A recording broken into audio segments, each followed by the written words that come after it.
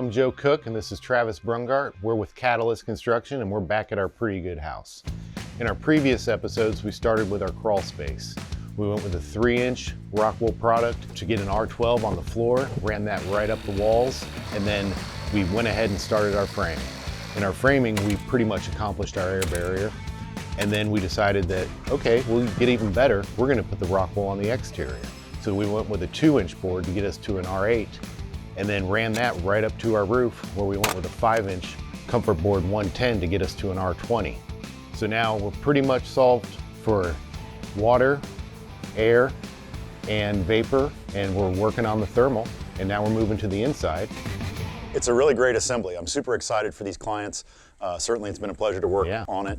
To complete the assembly, we do have to deal with the interior cavities now. Having buttoned up below and the exterior, what we're left with is the underside of our roof deck. Since we have the Comfort Board 110 on top of that deck, we need to apply our insulation from the cavity on the underside of that deck. We don't want a separation in those two layers.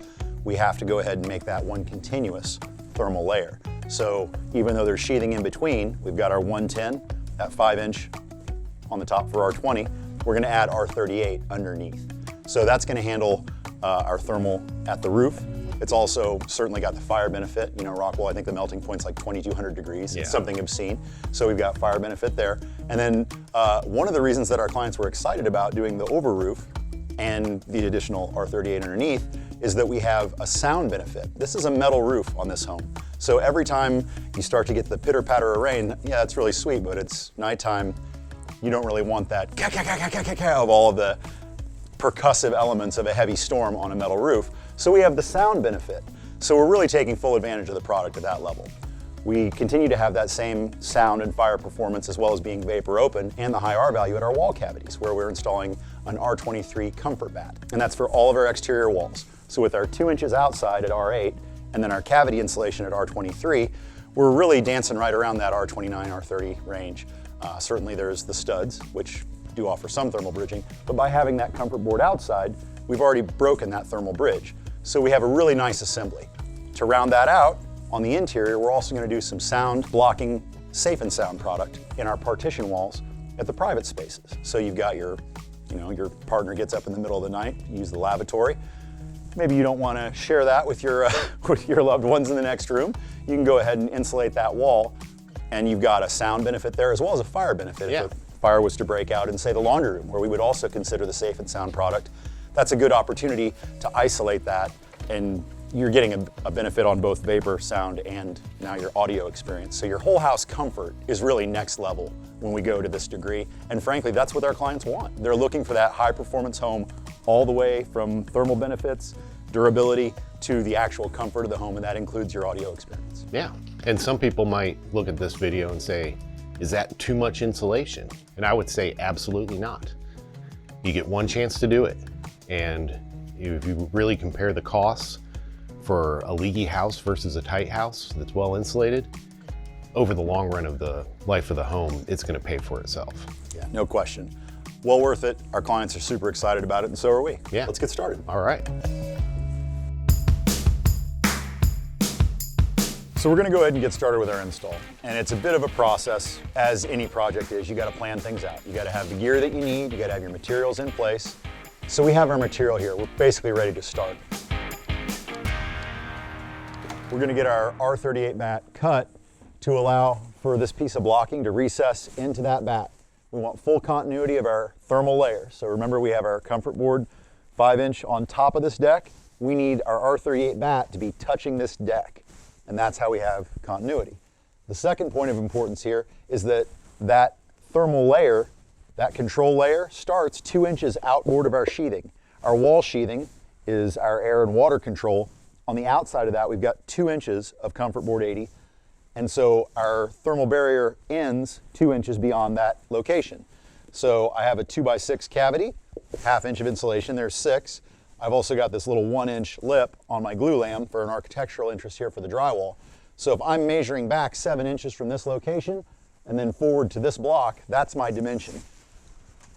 So I'm gonna ask Joe if he would cut me about 29 from the end of the bat, take out a 3.5 inch space all the way across.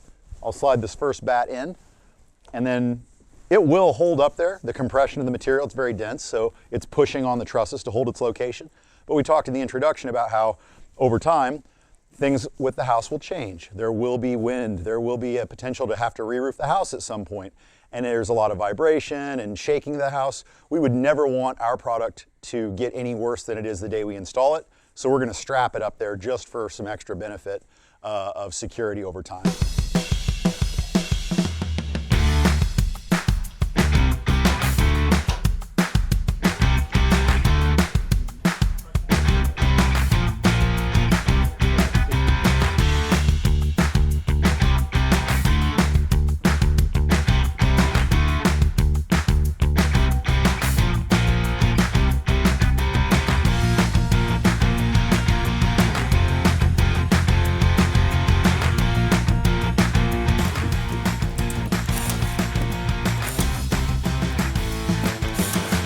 So you can see that we're essentially doing the slowest, most difficult part of the install now. Once we get past the initial blocking, which was just installed to locate the trusses and hold them square during the first course of sheathing, the entire bay going all the way to the other end of the house is wide open. So once this is done, we will fly going through this part of the house, and it really speeds up. We'll obviously have to come back and complete our barrier from this point. So what I'll be doing is, as we end up with cuts and waste, we can take our R38, cut it to 12, it'll completely span that interior to exterior cavity, or we could use the R23 because that's really all we're trying to accomplish is the continuity of the exterior wall. So the R23 would work, the R38, if we have cutoffs, that's one of the nice things about Rockwool, there is no waste. We use it everywhere. We'll tuck it into the rim joist. I'm not putting it in the dumpster. It's a great product. Put it in the walls where it does you some good. So Joe knows that all the blocking is going to be essentially the same dimension, and you can see it just jogs in and out, in and out. So he's switching it back and forth 1.5 inches for every cut, handing them up to me. We're rocking and rolling.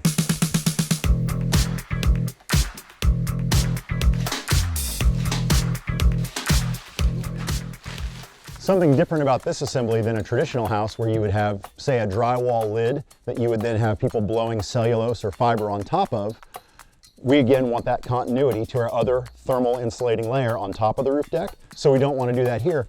But you can imagine with these modern architectural looks of the low sloping roof, think about the quality of insulation install that you're going to get from someone on their belly back into this cavity.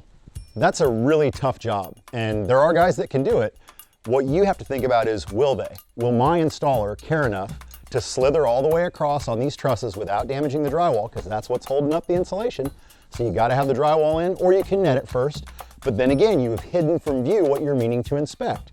So by having it up against the back of the roof deck, I don't have any concern with that. Visually inspected, quality assured, no issues.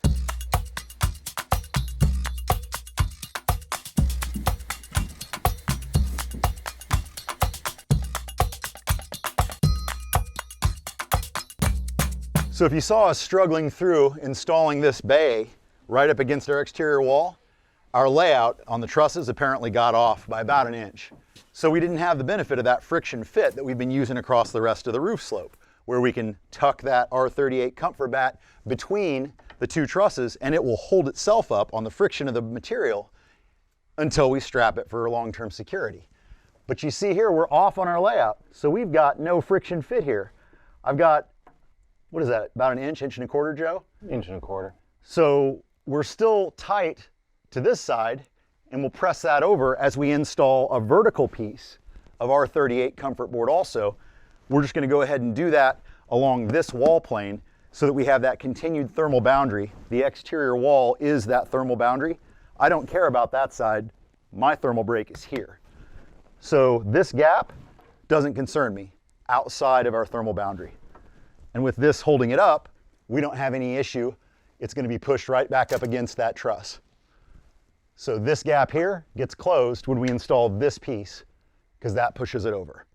So some of these things that look like, oh man, that's kind of a pain. Yeah, it is a pain to get this wall, but then we have the field and it'll fly.